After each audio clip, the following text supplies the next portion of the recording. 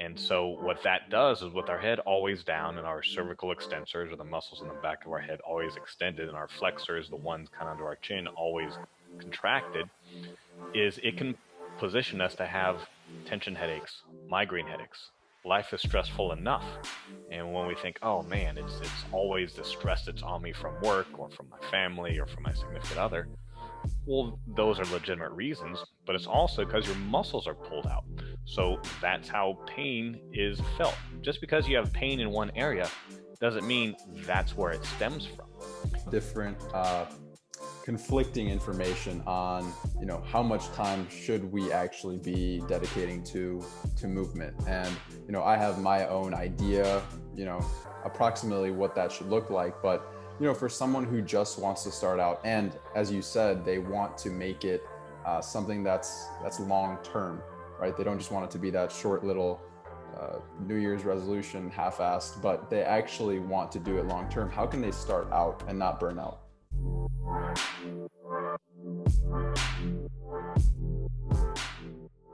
Welcome to the Live Damn Well podcast. My name is Jorge Roman, and my guest today is Matt Peale, corrective exercise specialist and author of Athlete in the Game of Life.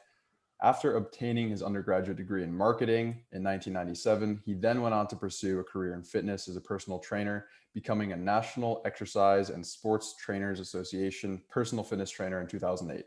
Since then, Matt has worked with numerous clients ranging from their teens to people in their 90s, and has been a speaker at numerous health and lifestyle events nationwide. Matt, thank you for coming on the podcast. Hey, Jorge, thank you. Glad to be here today. So the first question I have for you is, why did you decide to shift away from marketing and towards the fitness world? Well, I really never did shift away from marketing, right? Because if we think about it, sales is everywhere and everything we do, right? From wanting to go to a dinner to a certain place with your significant other, or have your kid, pick up their room, you're selling. So I'm still in marketing and sales, but instead of marketing and sales, a copy machine, a copier like I did from first job, I'm marketing and selling myself in fitness. So it's really just pursuing my passion. But if you think about it, everybody's in sales. You know, oh, I hate sales. Well, then you're not talking, because talking is basically sales. We're having a sales conversation right here in a sense. So trying to sell people on our ideas. So I love bringing that up with people. And I think on a quick aside, like when you talk to fitness professionals, and the ones that are successful are the ones that actually grasp that concept, that they're here to sell something, whether it's their services, their books, their whatever. And the ones that just think, oh, I'm just a great trainer, I like to work out, those are the ones that never make it. No, that's a good point. I mean, we came out of the womb in sales, except we were just screaming and crying. Instead, now we actually have the words to make that more articulate. But I totally agree with you. That's a good point. So to start off, you wrote this book called Athlete in the Game of Life, which, by the way, again, that's an awesome title. Thank you. So tell me a little bit about that book. So it really came about through the pandemic. So the pandemic sucks, as we all know, and we're experiencing it. Some good things did happen. Look at online ordering and any types of products you can order online, for example, as opposed to going into the store. So seeing from years of working with clients and the exercise that they cannot perform because their bodies aren't working properly because they sit all day.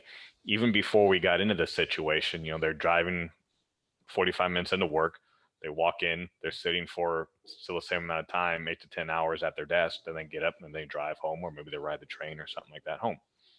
So this situation has been around for a while, and it just takes years of experience to figure out, like, what do you want to do? Where do you really want to kind of fit in? And working with older adults and then even kids and seeing these same problems happen, I thought, well, here's an opportunity to really talk about correcting our posture, getting our muscles to work properly, getting our joints to work properly in sync with each other. So that way we can go out and enjoy the things that we like doing better, whether it's working out in the gym, whether it's playing golf, hiking, tennis, gardening, badminton, whatever it may be. Unless the muscles of the musculoskeletal system, it's a mouthful, works in conjunction with each other, you're not going to get the results and have the enjoyment that you want.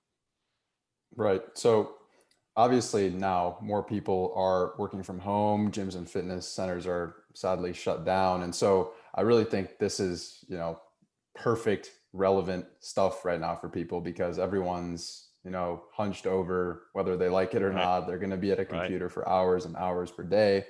So aside from the problems which most people are aware of, like poor metabolic and cardiovascular health from being, sedentary all the time, what problems arise musculoskeletally from being sedentary and hunched over position for so long? One of the things, so if we start at the top with our head and neck, is when we have our always looking down on our phones or our heads are forward into the screen, it's something called forward head position, or another popular term for this called text neck. And so what that does is with our head always down and our cervical extensors or the muscles in the back of our head always extended and our flexors, the ones kind of under our chin, always contracted, is it can position us to have tension headaches, migraine headaches. Life is stressful enough. And when we think, oh man, it's always the stress that's on me from work or from my family or from my significant other, well, those are legitimate reasons, but it's also because your muscles are pulled out. So that's how pain is felt. Just because you have pain in one area doesn't mean that's where it stems from. And a lot of that also happens with people with shoulder impingement and shoulder pain when they can't figure out why is my shoulder always hurting. I haven't done anything, played a sport or lifted any weight to figure out why do I always have this tightness. Probably doesn't start there. That's where the pain's at. It often will start because you have tightness here. I know, we can see each other in the Zoom, but for others in your trapezius muscles or in your neck muscles, those are tight. So when you start to stretch those a little bit, then you might realize, oh, my shoulder kind of feels better. So everything's connected. And there's a term out there, it's called regional interdependence. And what that big fancy word with a lot of syllables means is that the body's connected. So dysfunction or imbalance in one area can show up in pain in another area. So we have to address really that whole connection to make sure that we're getting our bodies in proper alignment. No, I love that you brought that up because I think one of the first few episodes I did, I had a chiropractor on the podcast, and we talked about exactly that, how the central nervous system is completely interconnected. I mean, there isn't any part of us that's isolated from another. So sure, you may have a problem somewhere else in the body, and it may manifest, in another place. So I think that's super important, and it's actually something that I saw when I was a competitive swimmer, and something that I really love to hammer in on whenever I'm on a podcast, because, something I like to say is, okay, metabolic health is immune health. Immune health is, helps with longevity and brain health, and everything is really connected when you really buckle down and look at it. Oh, absolutely. Even when you will perform a basic squat, for example, everyone knows what a squat is, whether you're in the gym or not. When someone does a squat and I do a movement assessment with them and I notice that they're leaning forward and they lean forward into it, typically it's because actually they have tightness at their ankles and they don't realize it. It's their calf muscles that are tight and it's their shin muscles that are weak that are pulling that body forward, where they think it might be somewhere because they have low back pain, and low back pain might be a part of it. But again, why is that? And so as we look and try to narrow down and just like a doctor, figure out, well, it's not A, it's not B, it's not C, it's got to be D. So that's what also I do with my clients, and that's what corrective exercise specialists do, is figure out, well, let's get rid of one area, figure out if it's here, or if it's here. Um, but yeah, it's big, and people I don't think connect that, like you said, that everything is connected with each other. Right. So for someone at home, how would they exactly go about identifying which part? Because like you said, you may get migraines from, your neck being really tensed up. How does someone go about and identify that place? Well, it's hard to do so without obviously the training and the education. So I wouldn't say just I don't want a lay person in a sense or someone that hasn't gone through it. Let's figure out where I'm at, because you're going to have to go through the training and deduct those steps and deduct those areas. So if we go from the pain in the neck, typically it would be from what are you doing all day long? Let's start with that. So if a person is sitting on their couch which is the second place that they sit most while they're working from home, the dining room table being number one. And how are you leaning forward every day? And just kind of be aware of that. And from there, you can make some change. You can sit up a little straighter, or you can go from the couch to the table. Or if there's a place that you can stand, like I'm standing now as we're doing this, then that's even better to then get your body into proper alignment. And if you can just be more cognizant of that, everything else will start to change a little bit for you. But it really just starts with that awareness. So one quick story is I had a fraternity brother reading my book, and he said, "Dude, this is the first book that I've ever read that's made me sit up straighter instead of trying to curl into the book and get comfy on the couch and under the blankets." Like, no, I'm the opposite. I'm sitting up a little bit. My shoulders are back. All of a sudden, my neck is in alignment, and I'm very aware of now what's going on around me. So it's No, kind of that's funny. super important. Yeah, another reason to have good posture. So I was looking through, your website, some of your other interviews that you've done, and you talk about this concept called kinetic chain and kinetic checkpoints. So I found that to be pretty interesting. Could you talk a little bit about that? Yeah, it's very similar. The basic checkpoints, if we start from the bottom, are your feet and the ankles, then your knees, then you have your LPHC, which is called your lumbo-pelvic hip complex, also kind of part of your low back. Then you have your thoracic spine, which is kind of your mid back, and then you have your head and neck area. And those are all connected together, and those are your checkpoints, and those are where your most of your movement revolves around. Obviously, we have our elbows, and then we have our toes and our fingers, but it still stems from these areas. And it's not just a fact of let's stretch an area, we also have to strengthen the corresponding weak area. So I'll just give a quick example there again with the feet and ankles. That's where it starts because that's our first part of contact with the ground. So it's stretching the calf muscles and then doing an exercise to strengthen the shin muscles, or it's called the anterior tibialis. And when we can do both of those in conjunction, then we can begin to work. It'll typically correct problems with the knees, maybe problems with the hips, because again, everything is connected within those checkpoints. Oh yeah, that makes a lot of sense. Yeah. So actually, I've been recently adopting a new practice that I want to get your thoughts on.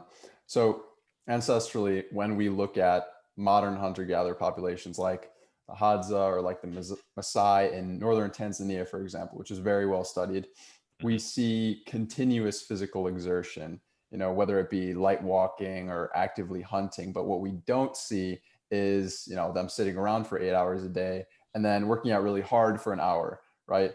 And that would be very, very rare. So I know most people probably aren't going to be able to simulate this, exactly because, you have to sit and work, but um, they maybe can do something called intermittent exercise. And so because of this concept, a few days a week now, I've actually been setting aside time, a few minutes every hour or so to target a muscle group or muscle groups and exercise no matter what task I'm currently working on. Because there's really this growing body of research on this concept showing significant metabolic benefits from this type of exercise. So what are your thoughts on that? And could you give any, specific exercises? Absolutely. So if you go to the CDC's 2018 physical activity guidelines report, they discuss that. And they discuss a big part of this new report, as opposed to the one in 2008, talks about what short bursts of energy or short bursts of exercise can do and can have the same effects as a longer bout. In 2008, they said, well, we need to be active for 30 minutes a day. Well, maybe not everybody has that 30 minutes all together, but they can chop it up. And so what these new guidelines say is that can be just as beneficial, 5 to 10 of moderate to vigorous. And I think that's the difference there, Jorge. It's not just let me go stroll around the block. It has to be moderate to vigorous. And then it also brings the cognitive benefits of, increasing brain cell production in the hippocampus. So that's all related. And back to the Maasai, they're constantly moving. Their brains are also a lot more primed than ours as we just sit and stare at a device all day. So what are some exercises you can do?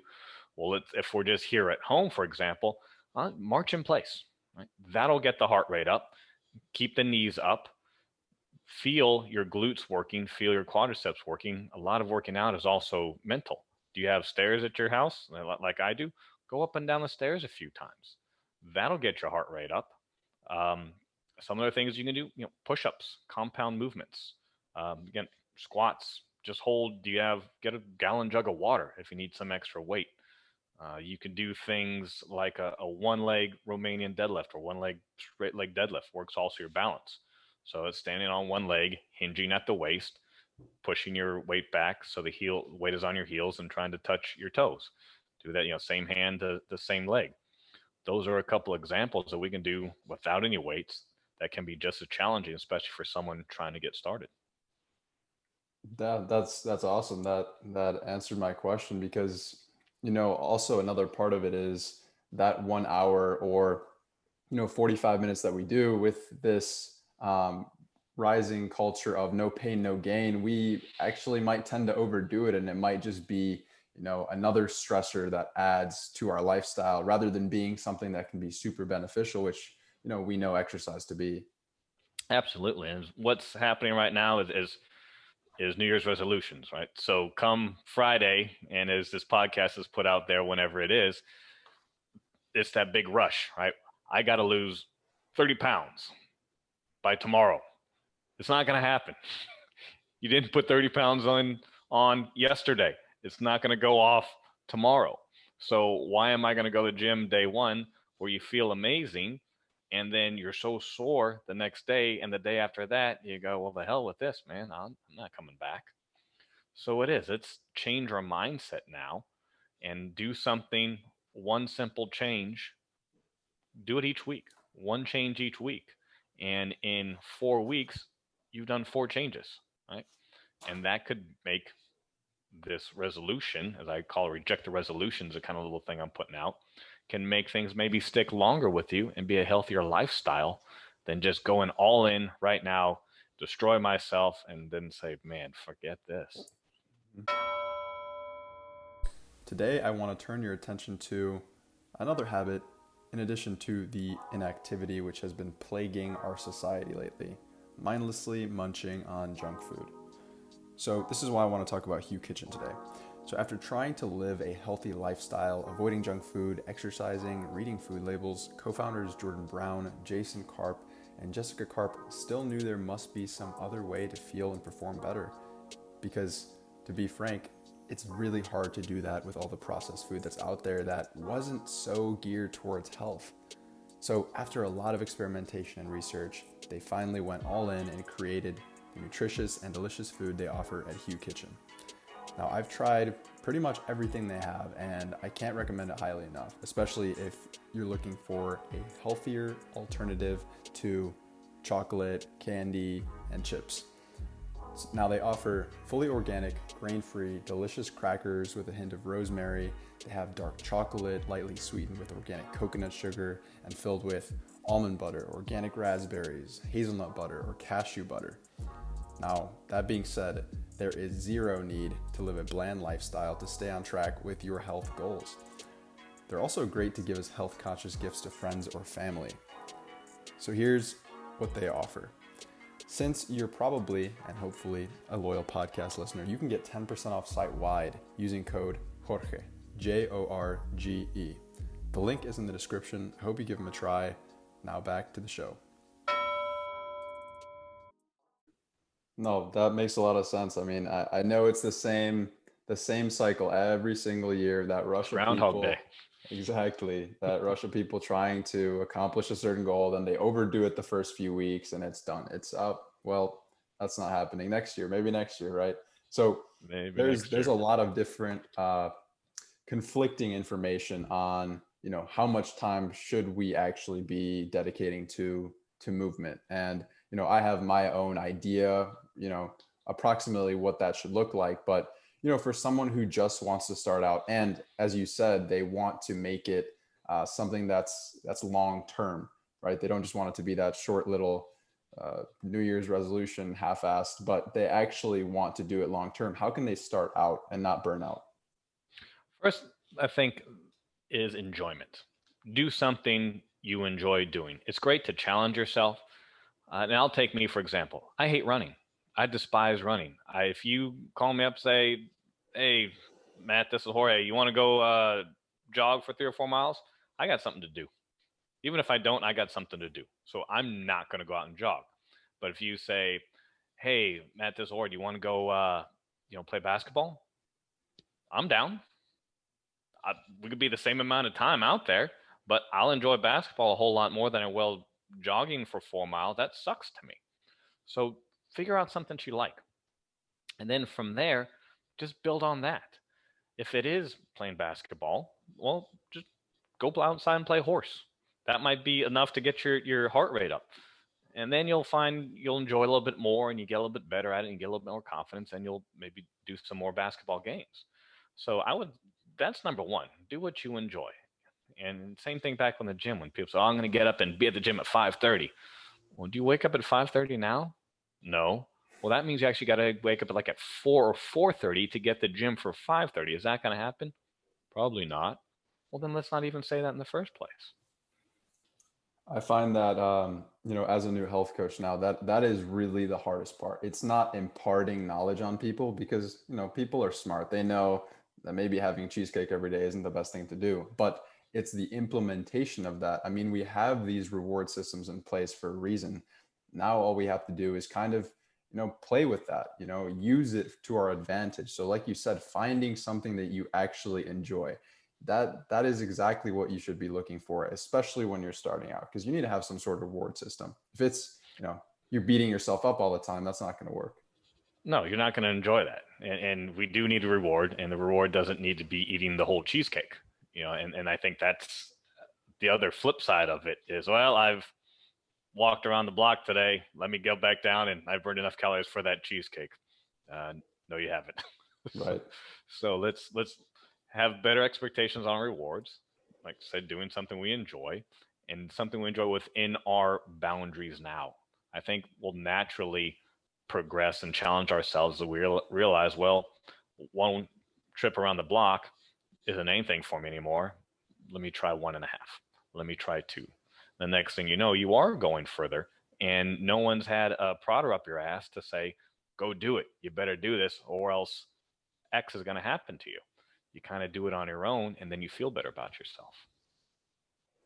Now, looking through a little bit of your work, you explain that stretching, contrary to popular belief, may not actually be the way to go in some instances. And, I've actually noticed this in myself. I have very strong quads, but, the glutes are totally lacking.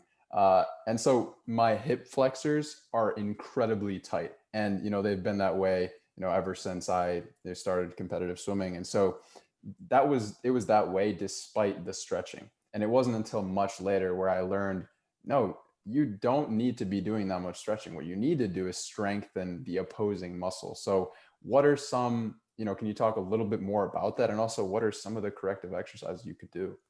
That's a great point right there, Jorge, and a perfect body part that people lack or they don't work on. So yeah, we do need to stretch the quadriceps, we need to strengthen the hip flexors, but we also need to strengthen those glutes and hamstrings. A simple, easy way to do it, even at home, is what's called bridging or a glute bridge or a ham glute bridge. There's many terms for the same exercise, right? We lay down flat on our back, we bend our knees, bring our feet close to our butts, put our hands down to our sides. I say palms up because resist the urge to use your hands to help. And then just push those hips up as high as you can. Learn to activate those hamstrings and those glutes. Plus, it stretches your hip flexors all in one. That can be done anywhere, anytime. Again, you don't have to go to the gym. Your bedroom, your living room, your dining room, right there next to your computer. Do a couple sets of 15 to 20.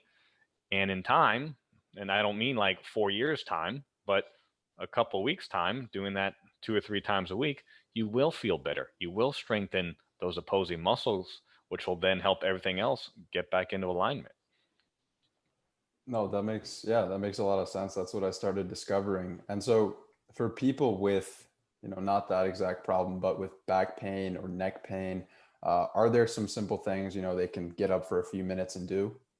Yeah, that's a great one actually for back pain because people don't realize how tight that is. And then that pulls your whole body over.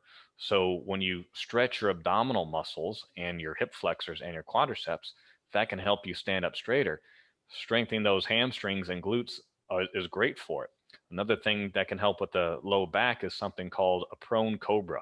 So what is that? Well, let's lay face down. We're going to put our arms out to our side, and we're just going to try and lift our upper body up as high as we can, and then gently bring ourselves down. Again, you don't need weight. You don't need a gym. This can be done at home. So you can do a set of glute bridges, flip over, do a set of cobras, same thing, 12, 15, 20. Do those a couple times a day, 2 to 3 days a week, and you'll be able to notice your back pain starting to go away. I even had another personal trainer call me and ask me, she said, man, I'm hunched over now doing this other job, as gyms are closing, trying to make some income, and my back is killing me. And I'm trying to stretch it. I said, it's not the stretching. You need to strengthen it. And so I reminded her of that because she has a similar certification to me through National Academy of Sports Medicine, just being a personal trainer. She's like, oh, yes, I feel so much better. I said, hello. So it works. So in your life, what have you found to personally be something that you have to do every day just because it keeps you, muscularly well? I find that I'm very even more cognizant of where my head is. And if I feel myself start to slouch a little bit, I really pick myself up a little bit more. So one thing that I do for myself is something called a wall angel. And what you're going to do, and this helps with your posture and your neck and tightness in your chest and weakness in your back. Stand up tall as much as you can, feet up against the wall behind you, head against the wall. Start with your arms straight up above your head, and then you're going to slowly bring your arms down, pushing your elbows towards that wall so that then your arms are about at 90 degrees or an L. And if you're hunched over the computer, that is going to be excruciating. You haven't touched a weight at all. All you're doing is bringing your arms down and forcing your body to be in proper alignment. So you can bring them down and hold as a stretch, or you can do as an exercise and go count 3 or 4 seconds, bring your arms down, hold for a count or two, and then push them up quickly, and then bring them down nice and slow. I worked with my mom on this, as a matter of fact, just at Christmas time when I was out visiting her. So that's another great exercise you can do just right there at home. Awesome.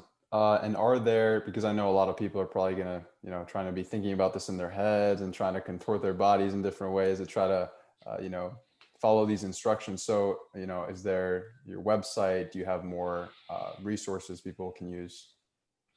Yeah, I do have a monthly membership that they can join, and we talk about exercises such as that. I have a free report on my website that they can get. It's called exercise, basically 3 exercises to help with back pain that your doctor doesn't know. And we talk about some of those areas too. And then just the individual coaching. But some of the exercises I talked about, they're not top secret. You can go onto YouTube and look at get an image of it or a video of it. People do bridges all the time. People do the prone cobras. All angels, maybe not as much, but those other 2, they're out there. Awesome. So before we get into some of the links and, your book, I usually do some rapid fire questions at the end to every single guest that comes on the show. So let's do it. Number 1 is, what is the most important health promoting habit you personally do every single day to support your mental and physical health? That would be reading for mental health. And then physical health is standing as much as I possibly can.